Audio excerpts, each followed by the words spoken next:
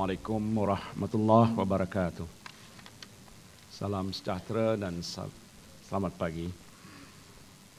Yang berhormat Datuk Saifuddin Abdullah, Timbalan Menteri mewakili Yang berhormat Menteri Pengajian Tinggi,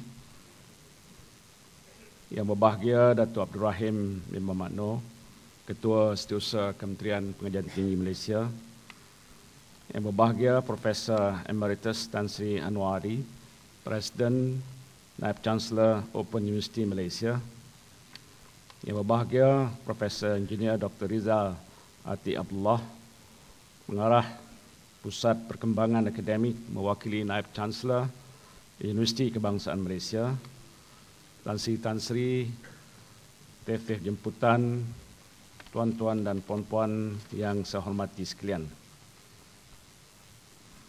Alhamdulillah, marilah kita sama-sama memanjatkan kesyukuran kita kehadrat Allah Subhanahu wa taala kerana dengan limpah izin dan kurnianya kita dapat berhimpun pada pagi ini, dan terlebih dahulu saya ingin mengucapkan terima kasih dan penghargaan di atas jemputan kepada saya untuk berucap dan meresmikan acara pada hari ini.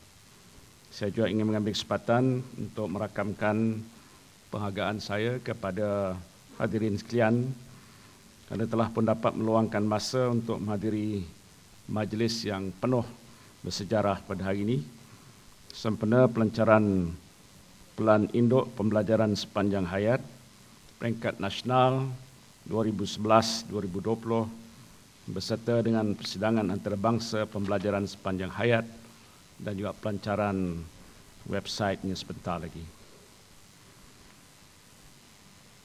Kehidupan kita sentiasa dilanda dengan perubahan dan kesan globalisasi beserta pengalaman krisis ekonomi dunia pada tahun 2007 telah pun mencorakkan strategi kerajaan yang perlu diambil untuk mengatasi cabaran sektor pembangunan ekonomi negara. Negara kita memerlukan penjanaan sumber kekayaan yang baru dengan menerokai bidang-bidang industri yang strategik di mana Malaysia mempunyai kepakaran, kekuatan dan juga potensi yang tinggi untuk berjaya di arena tempatan maupun di peringkat antarabangsa.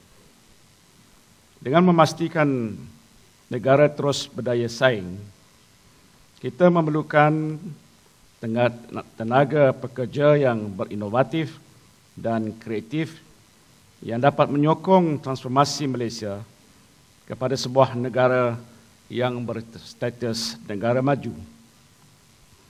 Jika Malaysia dibandingkan dengan negara-negara yang berpendapatan tinggi, kita menyedari bahawa kita perlu merapatkan jurang pendapatan antara negara-negara tersebut sebelum dapat mencapai status ekonomi berpendapatan tinggi.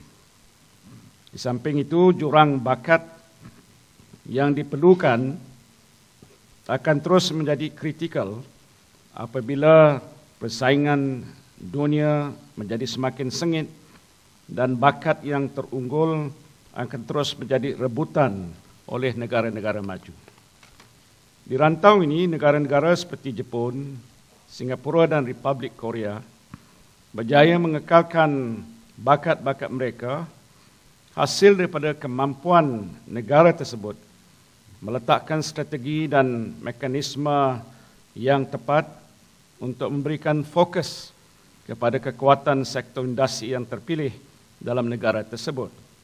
Pada masa yang sama, negara-negara ini juga mengadakan program-program latihan dan pembangunan sumber manusia meningkatkan kemahiran ataupun upskilling dan membangunkan pengkalan data modal insan berkepakaran untuk memastikan keperluan modal insan yang relevan dapat dihasilkan. Dalam konteks ini, sistem pendidikan negara akan terus mengalami perubahan dan penambahbaikan untuk membangunkan modal insan yang dapat memenuhi keperluan industri dan negara.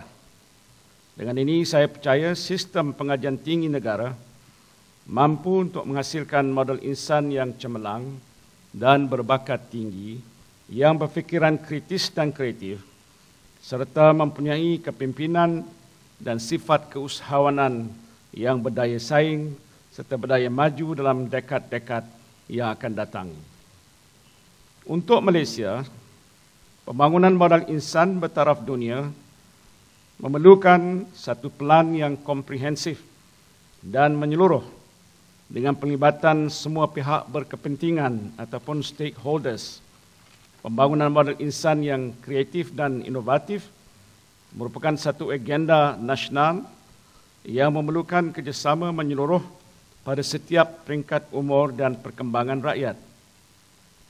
Usaha inilah yang membawa kepada keperluan Pelan Induk Pembudayaan Pembelajaran Sepanjang Hayat 2011-2020 dan Pelan Induk ini di peringkat nasional sememangnya bertujuan untuk meletakkan agenda pembelajaran sepanjang hayat sebagai tunggak ketiga selepas pendidikan asas dan pendidikan tertiary untuk membangunkan modal insan negara melalui 4 strategi, iaitu pertamanya memperkasakan mekanisme dan infrastruktur pembelajaran sepanjang hayat. Keduanya, mempertingkatkan kesedaran awam dan penyertaan dalam pembelajaran sepanjang hayat oleh rakyat jelata. Ketiganya, memastikan kesinambungan dan penghayatan pembelajaran sepanjang hayat di kalangan rakyat. Dan keempatnya, menyediakan dana dan insentif bagi menyokong program pembelajaran sepanjang hayat.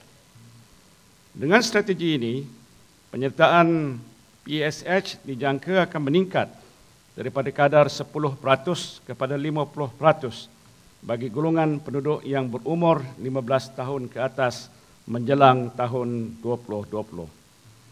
Tuan-tuan dan puan-puan sekalian, salah satu aspek yang amat penting untuk memastikan kerjaan program pembelajaran sepanjang hayat ialah akreditasi dan pengiktirafan program PSH yang ditawarkan oleh institusi yang berkaitan.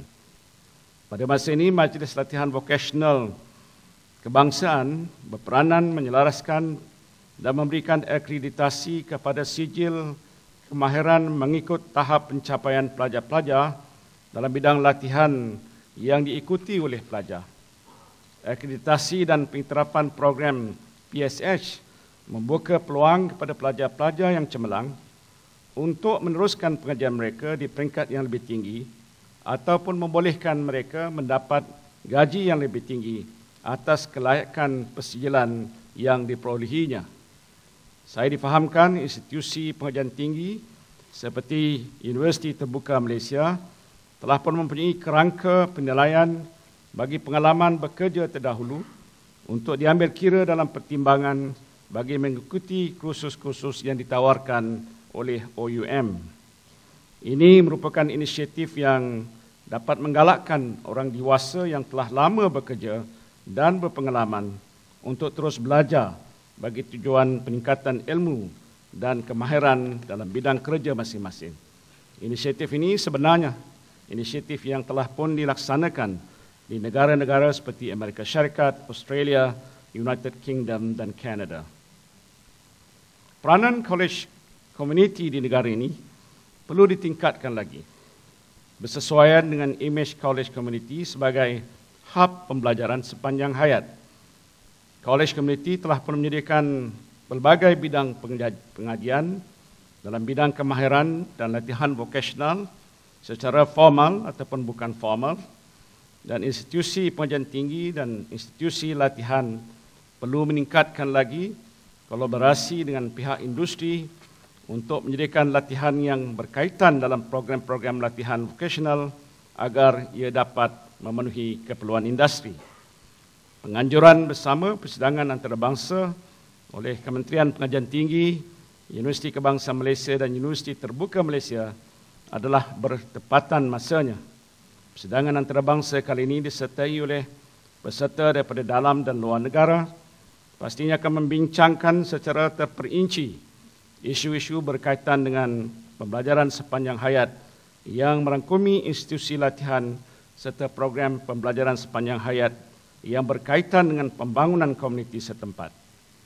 Pakar-pakar antarabangsa yang menghadiri persidangan kali ini tentunya akan dapat berkongsi pengalaman dan pengetahuan mereka ke atas amalan-amalan yang terbaik pelaksanaan PSH.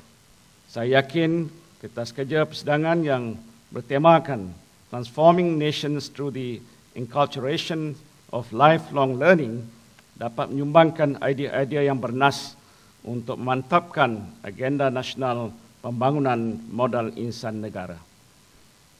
Sebelum saya mengakhiri ucapan saya ingin merakamkan penghargaan saya kepada semua ahli jawatankuasa pengajur yang telah pun bekerja kuat dalam mengadakan pelancaran Pelan Induk PSH dan juga perasmian persidangan antarabangsa PSH buat kali ini. Semoga para peserta akan dapat menimba banyak pengetahuan daripada perkongsian dan pembentangan daripada semua pihak.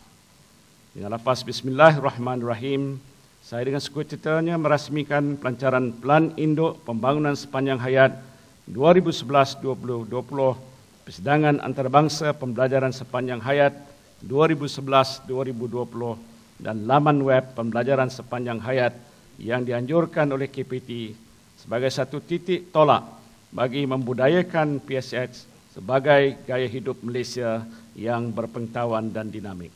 Terima kasih saya ucapkan wabillahi taufiq wal hidayah. Assalamualaikum warahmatullahi wabarakatuh. Terima kasih Yang Amat Berhormat Tan Sri. Kini Yang Amat Berhormat Tan Sri dengan diiringi Div-Div Kehormat dijemput untuk menyempurnakan majlis pelancaran.